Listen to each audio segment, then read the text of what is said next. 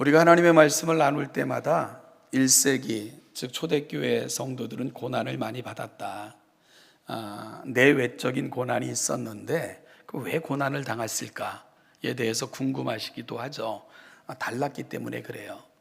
당시 로마가 지배했던 사회는 폭력과 쾌락 위주의 사회였고요.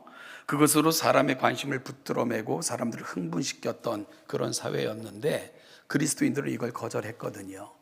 폭력과 또한 그 어떤 성적인 그 사회를 지탱하는 그것에 대해서 거절하면서 순결과 거룩을 외쳤기에 그들은 사회적으로 로마 정부로부터 고난과 핍박을 당할 수밖에 없었던 것입니다. 또한 유대교였다가 그리스도인으로 이렇게 회심한 분들은 유대교로부터의 핍박이 있었어요. 그래서 점차 시간이 지날수록 그들의 공동체에서 그리스도인들로 전향한 사람들은 추출하고 그 공동체에서 쫓아내는 이러한 일들을 벌이기도 했고요. 그러다 보니까 재산을 몰수당하기도 하고 그리고 쫓겨나기도 하는 이러한 고난을 경험할 수밖에 없었던 거죠. 그러니까 이들이 당했던 고난은 다르기 때문입니다. 하나님의 뜻대로 살고 싶어서 포기할 수 없는 그 하나님의 은혜를 붙들고 살다 보니까 당했던 고난이었고요. 시브리서가 기록될 당시도 그런 고난으로부터 예외가 아니었습니다. 로마 정부로부터의 박해는 점점 심해지고 있었고 유대인들은 노골적으로 그리스도인들을 그들의 공동체에서 축출했고요. 그리고 또한 그들은 그러다 보니까 경제적으로도 사회적으로도 많은 어려움에 직면할 수밖에 없었죠. 그러다 보니까 크게 세 가지 모습으로 나타났어요. 한 가지는 유대교로 돌아가고자 하는, 그 당시 유대교는 로마 사회로부터 인정됐던 종교였거든요. 적당한 타협 이런 것들이 그러리라 생각이 드는데, 그러다 보니까 합법적 종교인 예를 들면 유대교나 기독교나 뿌리가 같잖아 이런 식으로 생각하면 돌아가면 되지라고 생각하는 사람들도 있었고요. 또 한 가지는 숨기고 살아가는 사람들이 있었습니다. 그리스도인들을 숨기고 익명의 그리스도인들로 사는 거예요. 그러다 보니까 모임이 폐하여지고, 그리고 또한 모여서 하나님의 말씀을 나누고 예배하는 일들에 소극적으로 바뀌는 그러한 익명의 그리스도인들이 생겨나기도 했고요. 그런가 하면 그럼에도 불구하고 죽음을 담보로 한 신앙의 싸움에서도 결코 물러나지 않아 순결을 당하는 일들이 빈번하게 벌어지기도 했던 것이 1세기 기독교 사회가 직면했던, 또 경험했던, 그리고 그들이 보여줬던 그런 신앙의 모습이었습니다. 시브리서 기자는 바로 이러한 다양한 형태에 처한 교회를 향하여 유대교가 붙들고 있었던 그것이 어떻게 그리스도 안에서 완성되었는지와 구약의 많은 성도들은 우리만큼 많은 은혜를 누리지 못하고 있었음에도 어떻게 승리할 수 있었는가와, 그렇다면 이 신앙은 어떻게 완성돼야 될 것인가에 대한 권면을 담아 한 통의 편지를 보내게 되는데, 그렇게 해서 시브리 공동체다, 우리가 흔히 일컫는 시브리서를 받은 공동체가 받았던 편지를 시브리서라 이름하여 우리는 읽고 있는 것입니다. 특별히 저와 여러분들이 지난주부터 다루고 있는 시브리서 10장 19절로 25절은 매우 중요한데요, 서술과 명령이 교차하는 그 중간 지점에 서 있는, 그러니까 지금까지 하나님이 행하셨던 일들을 쭉 설명하고 우리가 어떻게 살아야 되는가로 넘어가는 브릿지, 다리와 같은 역할을 하는 본문이 시브리서 10장 19절로 25절인데요. 이 부분에서 시브리서 기자는 기독교 신앙의 3대 덕목인 믿음과 소망과 사랑으로 권면하고 있는 것을 보게 됩니다. 명령형 형태로요, 온전한 믿음으로 하나님께 나아가자, 믿는 도리의 소망을 굳게 잡자, 그리고 오늘 우리가 다루게 될 사랑과 선행으로 서로 격려하며 세워주자, 이 권면을 시브리서 10장 19절로 25절에서 행하고 있는 거죠. 여러분, 왜 믿음과 소망과 사랑을 기독교 신앙의 3대 덕목으로까지 일컫기도 하는가? 믿음은 우리 신앙의 근거를 보여주거든요. 그리고 소망은 그 믿음 안에 거하는 사람들이 살아갈 삶의 모양을 보여주고 있다면, 사랑은 그러면 우리는 너에 대해서 더불어 살아가는 사람들에게 어떻게 살아가야 될 것인가의 덕목을 담고 있는 것이 사랑입니다. 그러니까 믿음과 소망과 사랑은 나의 나됨과, 그러므로 나를 나되게 하신 하나님께, 그리고 너에 대해서 어떻게 살아내야 될 것인가를 보여주기에 기독교 신앙의 3대 덕목으로도 부르기도 하는 것입니다. 우리는 지난 시간에는 3가지 질문을 먼저 여러분에게 제시하면서 2가지 질문에 답을 했어요. 즉, 첫 번째는 죄 많은 우리가 어떻게 하나님 앞에 서게 되었을까? 그러면 이 은혜를 받은 우리는, 나는 하나님 앞에 어떤 모습으로 나아가야 될 것인가 하는 부분을 다뤘다면, 오늘은 3번째 질문에 대한 답을 찾아보기로 해요. 그것은 뭐냐면, 그러면 우리는 더불어 살아가는 사람들, 특별히 교회의 지체들을 어떻게 섬겨야 하는가, 이 부분을 함께 나누어 보는 시간이 될 수 있기를 소망합니다. 먼저 24절 말씀을 우리 다시 한번 좀 읽어 볼까요? 서로 돌아보아 사랑과 선행을 격려하며. 여러분, 첫 번째 권면이 뭐냐? 서로 돌아보라 라고 권면하고 있는 것을 보게 됩니다. 여기서 이 카타노멘이라는 헬라어가 돌아보다 라는 단어를 번역한 게 이제 카타노멘이라는 단어가 이제 사용되고 있는데요. 이 카타라는 말과 노에오라는 이 동사의 합성어예요. 그 헬라어는 이게 접두어와 동사의 합성어로 많이 이루어지고 있다, 계속 말씀을 드리는데요. 이 말은 카타라는 것은 어떤 밑에, 아래 이런 뜻이고요. 노에오라는 것은 생각하다, 관찰하다. 그러니까 밑에서 보고 관찰하고 그러고 결론을 내는 이런 단어가 카타노멘이라는 단어인데, 여기서 파생된 영어가 understand이라는 단어입니다. 이해하다. 그래서 여러분, understand에 대해서는 많이 들어보죠, 그죠? 누군가를 이해하기 위해서는 그 사람 밑에 서봐야 된다. understand. 그래야지만 진정한 현실과 그리고 그래야지만 우리가 분명한 사실을 이해할 수 있다. 이렇게 우리가 이해하는 단어가 understand인데, 이 단어가 카타노멘이라는 단어로부터 파생된 것으로 생각할 수 있다는 거죠. 여러분, 그러니까 여기서 서로 돌아보라 하는 말은 내 입장에서, 내 생각으로, 내 판단으로가 아니라 그 사람 입장에서, 그 사람 편에서, 그 사람이 처해 있는 상황 속에서 다시 살펴 그를 이해하고, 그리고 또한 그것을 통해서 도움의 방도를 찾아봐라 라고 권면하는 것이 서로 돌아보라 라는 말이 갖고 있는 의미가 되는 것입니다. 제가 그림을 하나 띄워드릴 텐데요. 조금만 한번 이렇게 좀 보시지요. 이와 유사한 그림들이 굉장히 많아요.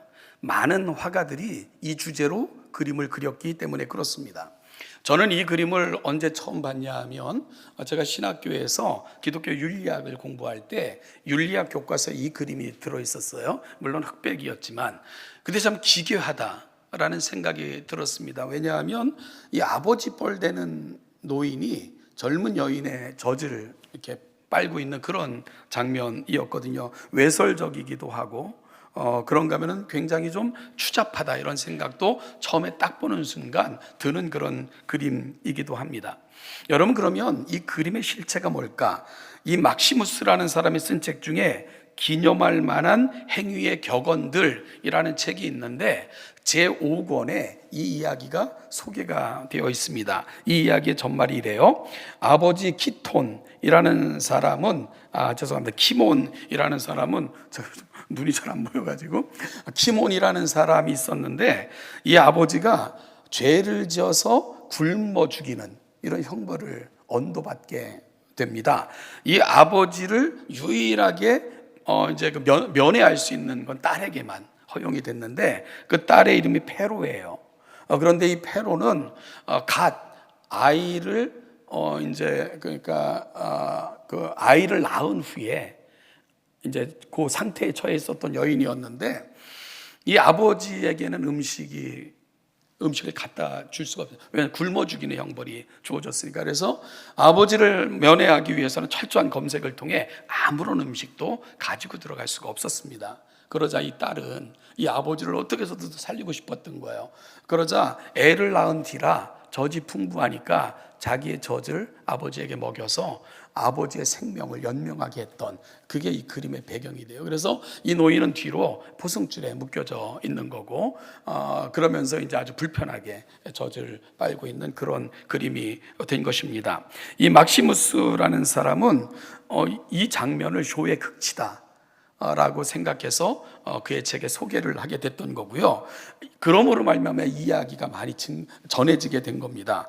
그러자 이 쇼행은 사람들을 크게 감동시켰고, 그래서 아버지를 석방시켜 달라 하는 이제 탄원이 들어가게 되고, 결국은 이 이야기가 관리들에게도 전달되어 아버지가 풀려나게 돼요. 그런데 더 놀라운 것은 공적 자금으로 생계를 유지할 수 있는 특혜까지 베풀어지게 된 거죠. 그러자 이 여인이 아버지에게 젖을 먹이는 장면을 보면서 병사들이 고민을 하는 거예요. 야, 이게 굶어 죽이라는 형벌인데 이걸 금할 것인가 말 것인가. 그럴 때 그 병사들이 생각하기, 어떻게 사람으로서 이런 것까지 막을 수가 있겠느냐 하면서 허용을 하게 돼서 이 아버지는 딸의 저주로 연명했던 그런 이야기의 배경이 되는 그림이 지금 화면을 통해서 만난 그런 그림입니다. 그래서 이 그림은 로마의 효행담, 로마의 자해라는 이름으로 이름 붙여져 전달되게 됐고요. 그래서 로마의 자해라는 제목으로 이렇게 인터넷을 쳐보면 많은 그림이 떠요. 그러니까 많은 화가들이 이 주제로 그림을 그려서 비슷한 많은 그림들이 존재하게 됐던 것입니다. 여러분, 저는 왜 이 그림을 여러분에게 소개하고 있습니까? 이런 배경과 지식 없이 그저 이 그림을 바라보고 있다면 얼마나 외설적입니까? 추잡하다고까지 느껴질 수 있는 그런 그림일 것입니다. 그런데 이 이야기 밑에서 이들이 처했던 상황, 그리고 또한 이들이 이렇게 할 수밖에 없었던 그들의 상황을 이해하고 이 그림을 쳐다보면 다시 보이는 거죠.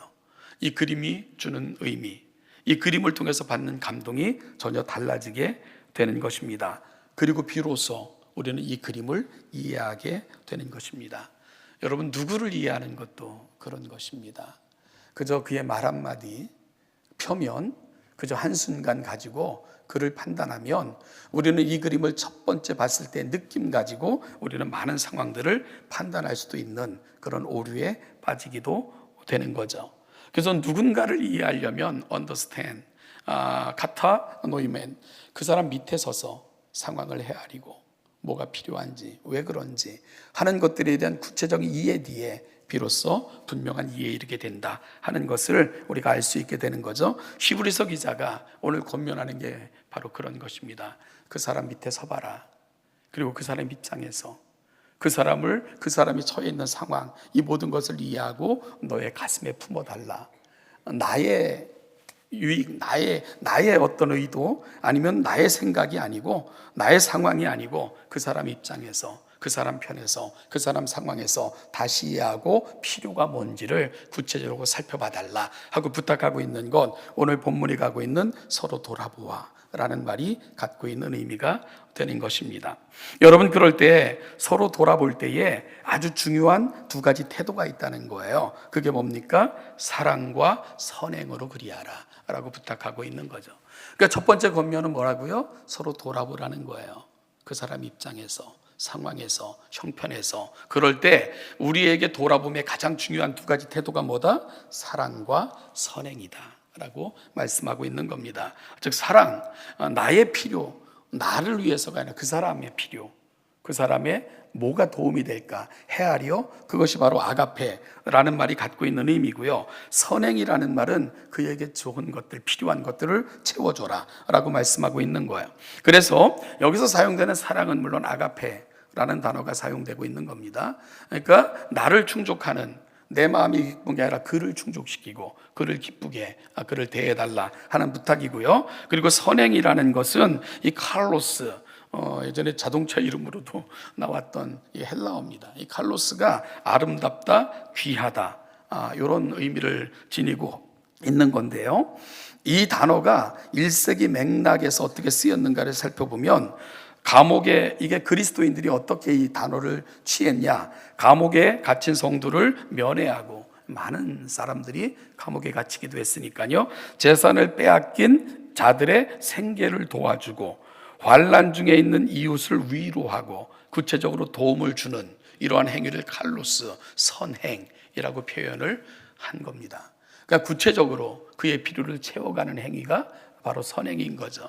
그러니까 사랑과 선행, 그 사람 입장에서 그들의 필요를 담고 구체적으로 그들의 필요를 채워가는 이러한 행위가 사랑과 선행이라고 표현되고 있는 겁니다. 이게 돌아봄의 태도다.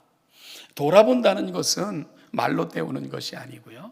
그리고 내 입장에서 너를 판단하는 것도 아니고 그 사람 입장에서, 그 사람이 처한 상황에서 그를 가슴에 품고 그가 뭐가 필요할까를 구체적으로 제공해 주기를 원하는 간절함, 이것이 바로 서로 돌아보는 그런 권면 속에 담겨진 의미인 것을 알게 되는 것입니다. 지난주에 우리 성년교구가 이제 그 회기를 마무리하면서 리더 브리더 모임을 가졌었습니다. 저는 굉장히 감사했고 감격스러운 시간이었는데요.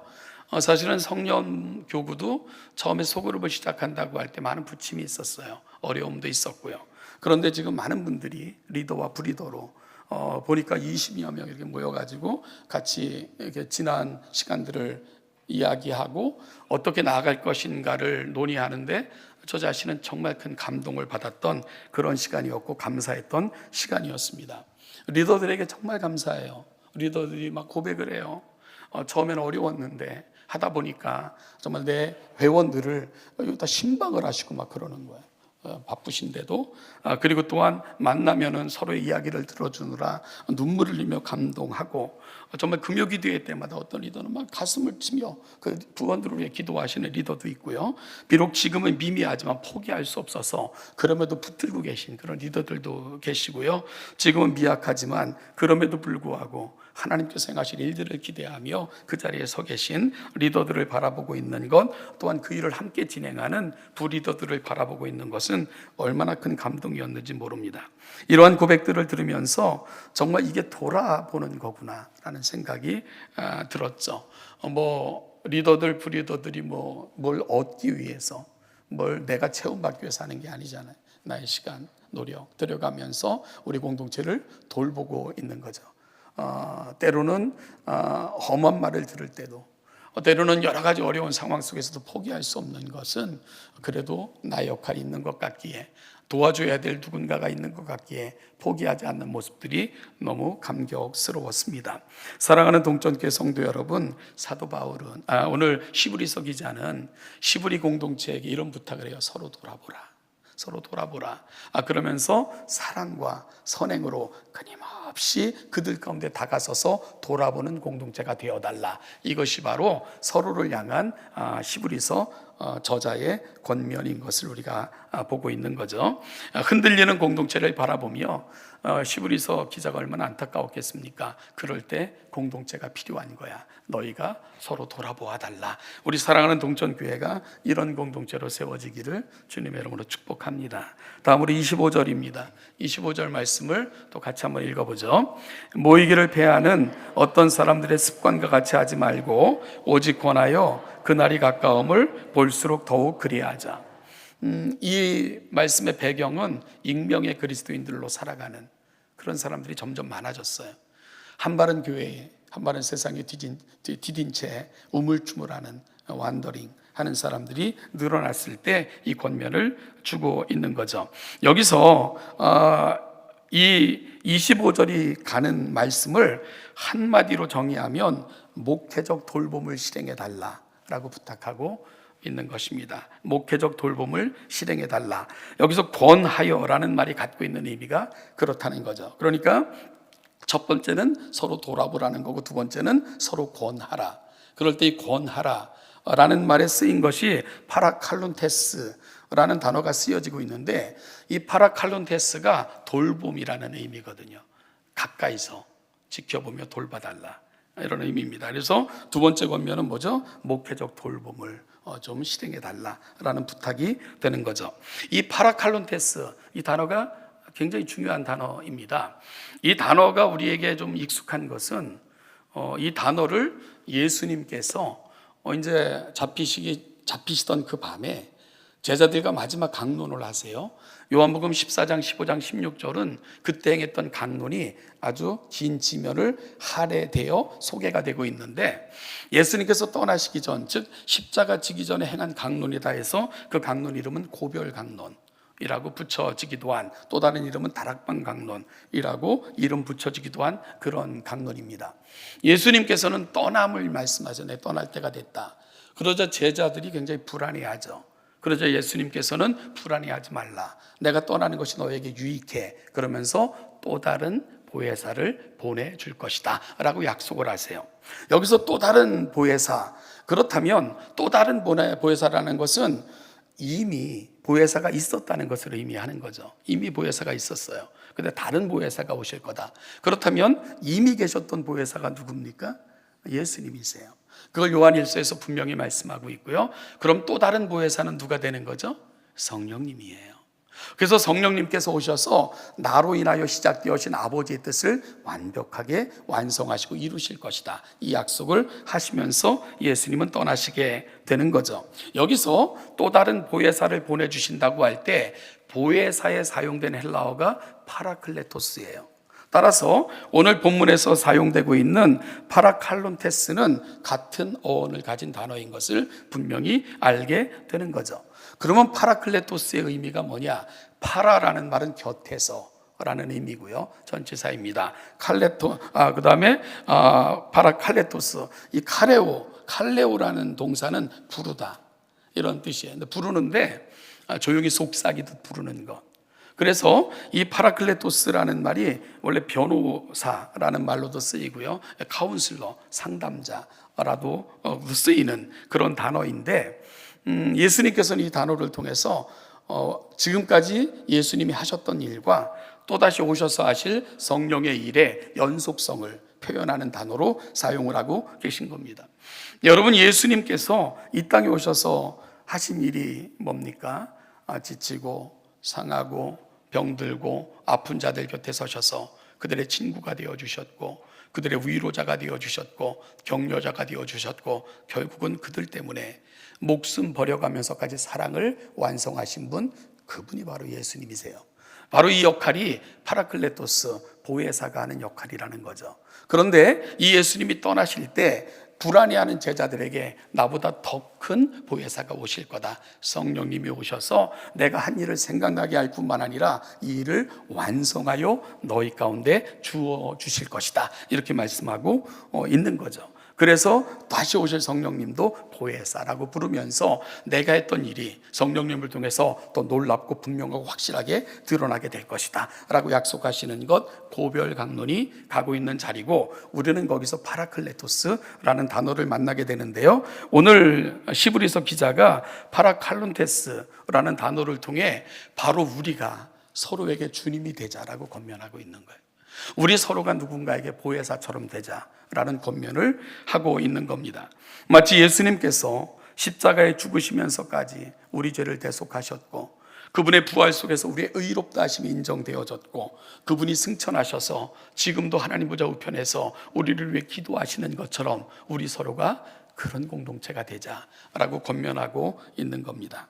또다시 오신 성령 하나님께서는 찾고 찾을 때까지 우리에게 찾아오셨고요, 예수 그리스도의 십자가 은혜가 나를 위한 사건임을 확인해 주셨고, 그러므로 그 확인될 때 내가 믿음으로 나아가자, 인치심으로 너희가 하나님의 자녀야 라는 것을 확증해 주셨고, 하늘의 소망을 안고 살아가도록, 그리고 또한 그 말씀을 완성하셔서 우리 가운데 전해 주시면서 말씀대로 살 수 있도록 도와주시는 분, 그분이 바로 성령 하나님이십니다. 바로 성령 하나님처럼 우리도 그런 공동체가 되자라고 권면하고 있는 것이 파라칼론테스, 바로 너희가 서로에게 서로를 권하라 하는 말. 이 권하라는 것은 그러니까 뭐 잔소리해라, 너희들이 뭔가를 가르쳐야 된다, 설교하라, 이런 뜻이 아닙니다. 권하라는 건 어떤 뜻이다? 목회적 돌봄을. 이 목회 속에는 가르침도 있는 거고 치유도 있는 거고, 또한 누군가를 향한 거룩한 또한 봉사도 있는 거고, 이 일을 너희들이 서로에게 해줬으면 좋겠다, 이것이 바로 오늘 본문이 가고 있는 자리인 것을 분명히 알게 되는 것입니다. 여름이 되면은 교회는 이야기거리가 풍성해지는 것 같아요. 그죠? 뭐니 해도 어릴 적부터, 그래서 우리 자녀들을 이 교회 학교 보내는 건 굉장히 중요해요. 왜냐하면 그들에게 일평생 가슴에 담고 나눌 이야기를 담아주는 거거든요. 그래서 교회 학교를 보낸 친구들이 이야기가 많은 거예요. 그래서 저는 여러분들의 자녀들이 일평생 다음이 없는 이야기를 만들어가는 인생들이 되기를 바라요. 그러기 위해서는 교회 학교에 여러분들의 자녀들을 꼭 참석을 시켜주셔야 됩니다. 그래서 지금도 그 교회 학교 시절, 주일학교 시절에 그때 경험했던 것을 여러분들도 많이 이야기를 하잖아요. 그 중에 가장 많은 이야기거리는 역시 수련회가 아닌가 생각이 듭니다. 저도 그런 것 같고요. 그럴 때 이번에도 이제 그 교회 학교 수련회를 준비하면서 이런저런 나이가 지긋하신 우리 성도님들과 얘기를 나누다 보면 지금도 막 흥분해서 하는 얘기가 캠프파이어 때 말이야 그러면서 수련회 때 이렇게 경험했던 캠프파이어를 지금도 많이들 이야기를 하십니다. 여러분, 이 캠프파이어는 지금은 뭐 법적으로도 많이 못하게 하기도 하고 여건과 형편상 못하기도 하는데 가장 인상적이었던 프로그램이었던 것 같습니다. 그런데 이 캠프파이어는 사실은 그저 많은 사람들의 희생 덕분에 불이 오르고 그 속에서 감동을 받게 되는 건데요. 이 캠프파이어의 불꽃을 만들기 위해서는 아무리 잘생긴 정말 우람한 그 목재라 할지라도 그 우람한 나무 하나 가지고는 캠프파이어 불꽃을 만들 수가 없어요. 그죠? 아무리 두껍고 잘생긴 나무라 할지라도 한두 개 얼기설기 쌓아놔가지고는 불꽃이 만들어지지 않습니다. 보잘것없는 것 같아도. 그리고 초라해 보인다 할지라도 서로 얽히고 설켜 하나의 거대한 더미가 되면 활활 타오르는 캠프파이어의 불꽃을 만들어낼 수 있는 거죠. 여러분, 결국 히브리서 기자가 바라고 소망하는 공동체의 모습은 어떤 모습일까 생각해 봤어요. 캠프파이어 같은 거구나. 그래서 서로 돌아보라고, 서로 권하라고, 그 사람 입장에 서서 뭐가 필요한지를 사랑과 선행으로 격려 좀 해줘라 라고 부탁하고 있는 거고, 그리고 또 한 가지는 목회적 돌봄을 너희들 좀 해달라, 권하라. 그래서 지금도 우물쭈물하는 사람들, 잘못된 가르침 때문에 떠난 사람들, 지금도 힘들고 어려운 사람들, 그들에게 목회적 돌봄을 통해서 그들이 하나님의 공동체 속에 굳건히 서도록 너희가 목회적 돌봄을 좀 실행해 달라. 주님이 우리에게 하셨던 것처럼, 성령님이 우리에게 하셨던 것처럼 우리 공동체가 그런 공동체가 되자 히브리서 기자가 권면하고 있는 겁니다. 여러분, 왜요? 그래야 불꽃을 만들 수 있거든요. 나 혼자서는 아무리 잘나도요 캠프파이어의 불꽃을 만들 수 없어요. 여러분들이 워낙 잘났습니까? 그래도 한 사람 가지고는 뭐가 만들어질 수 없다? 불꽃이 만들어지지 않아요. 서로 어우러져야, 그리고 성령의 기름 부으심을 통해 타오를 때만 그 공동체는 진짜 축제를 경험할 수 있게 되는 것입니다. 결국 히브리서 저자가 바라는 게 이런 모습이구나. 축제를 경험하는 공동체, 함께 타올라 성령의 놀라운 은혜를 함께 경험하는 공동체, 히브리서 기자가 꿈꾸는 공동체가 그런 모양이구나. 힘들고 어려워도 함께하면, 힘들고 어려워도 함께 쌓이면, 힘들고 어려워도 서로가 비빌 언덕이 되면 불꽃이 만들어지는구나. 히브리서 기자가 바라는 게 그런 모습이구나. 사랑하는 동정교회 성도 여러분, 우리 공동체가 그런 공동체가 되기를 축복합니다. 함께 어우러지고 그 속에 성령의 기름 부으심을 통해 또다시 타올라 성령 안에서 주어지는 놀라운 축제를 날마다 경험하는 공동체, 누군가가 이해되는 나의 가슴 속에서 그의 필요가 채워지고 나의 돌봄을 통해서 그가 다시금 굳건한 믿음에 세워짐으로 하나님의 은혜를 노래하며 이 공동체 속에 있음이 행복한 공동체, 우리 동천교회가 그런 공동체로 세워지기를 주님의 이름으로 축복합니다. 기도하겠습니다.